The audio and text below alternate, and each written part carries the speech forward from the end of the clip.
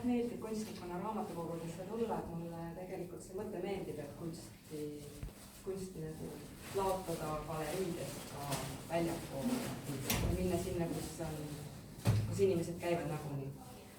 Aga jah, kui selle teema Edith välja käis, siis mulle tundus, et mängupiirid, et mäng ja looming, et see on alati seotud, et pole ühtegi loomingut ilma mängulisuseta, et iga looja, ükskõik kas kunstnik, kirjanik või muusik, et see ikkagi ju mängib mõttes läbi palju erinevaid variante ja see mäng ja looming, et see on siin kindlasti teema, millega ma soovin haakuda, aga kui nüüd rääkida, et mängupiirid, et siis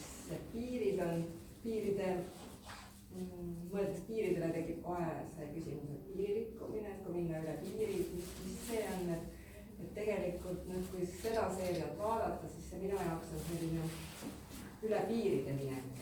Ja muidugi nii huvitav ja käsitamatu pealkiri nagu mängupiirid, et ma ei oskanudki seda kuidagi käsitleda ja siis mul tuli järsku veel hullem idee nimega lihtsalt pealkiri Pimesik, mida iganes see tähendab.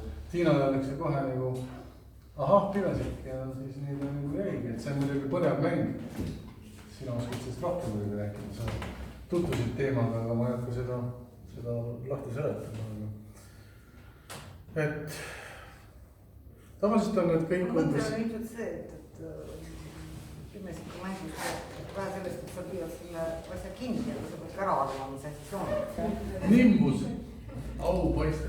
Võite korraks siia vaadata kõik ja väga hästi.